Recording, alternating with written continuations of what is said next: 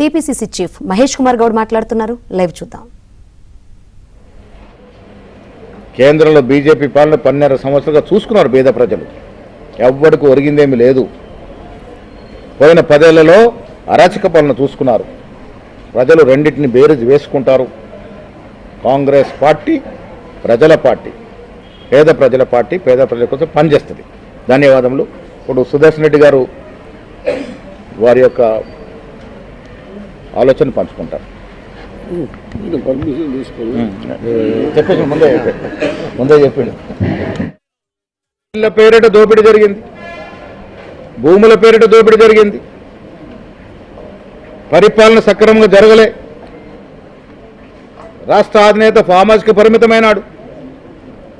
ఆనాడు అధికారులు యథేచ్ఛగా విచ్చలవిడిగా పాలన చేస్తున్నారు.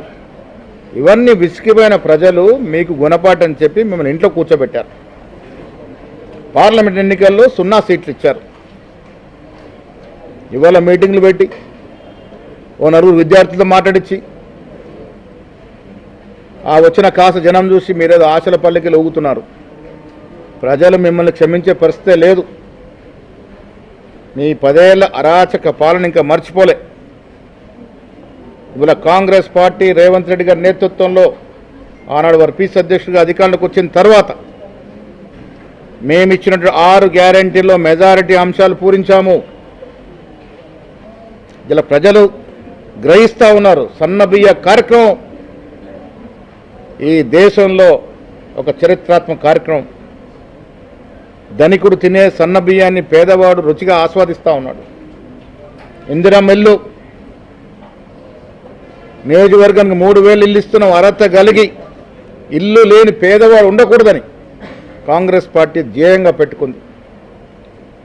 అర్బన్లో ఇల్లు ఇస్తామని పొంగులేటి గారు ప్రకటించినారు. 5 లక్షల చొప్పున లబ్ధిదారులకి డబ్బు ఇచ్చే ప్రతిపాదన చేసినారు. ఉచితంగా కరెంటు వాడుకున్నటువంటి ఇండ్లు 70% పైగా ఉన్నాయి రూరల్ ఏరియాలో. ఇది కాదంటారా? మహిళలు ఉచితంగా స్వేచ్ఛగా బస్సులో తిరుగుతూ ఉన్నారు. ఇది మీరు చూస్తలేరా?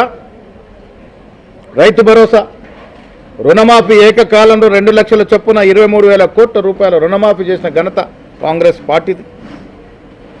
విద్య వైద్యం మీద మా ప్రభుత్వం పెడుతున్న ఫోకస్, ఇంటిగ్రేటెడ్ స్కూళ్ళ పేరిట అన్ని వర్గాల వారిని ఒక చెట్టు కింద తీసుకొచ్చి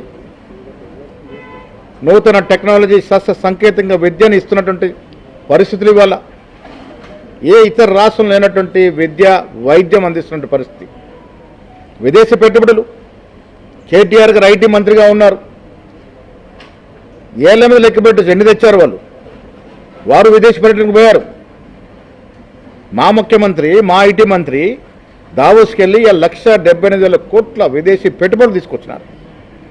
గ్లోబల్ సమ్మిట్ చేస్తే 5.5 లక్షల కోట్ల పైబడి పెట్టుబడులు వచ్చినాయి. ఎన్ని ఉద్యోగాలు వస్తాయి? మీ హయాంలో ఇలాంటి కార్యక్రమాలు జరిగినాయా? ఇది బేరీ చేసుకోవాల్సిన అవసరం ఉన్నది. ఇవాళ కేటీఆర్ మాట్లాడినా, హరీష్ రావు మాట్లాడినా మేము ఇలా సిద్ధంగా ఉన్నాం. మీ 10 ఏళ్ల పాలన, మీ 10 ఏళ్ళలో మీరు ఇచ్చిన సంక్షేమం, మీరు ఇచ్చిన అభివృద్ధి, మేము కేవలం 2 సంవత్సరాలు ఇచ్చిన అభివృద్ధి సంక్షేమం మీద చర్చకు సిద్ధంగా ఉన్నాం. ఉద్యోగాలు 70,000 ఇవ్వలేదు అంటాడు. పేపర్ మీద ఉన్నాయి. మీరు ఊరడించి అటకెక్కించి పోయినటువంటి ఉద్యోగాలను మేమిచ్చాం. సీఎం రిలీఫ్ ఫండ్ చెక్కులు మీరు పెండింగ్ పెడితే మేమిచ్చాం. ఫీ రీఎంబర్స్మెంట్ ఏళ్ల తరబడి మీరు పెండింగ్ పెడితే మేము తీర్చామది. 1, 2 కాదు, ప్రజలకు ఇచ్చిన మాట మీద నిలబడి సంక్షేమాన్ని పరిపూర్ణంగా ప్రజలకి ట్రాన్స్ఫర్ చేసే పరిస్థితుల్లో మేము ఉన్నాం.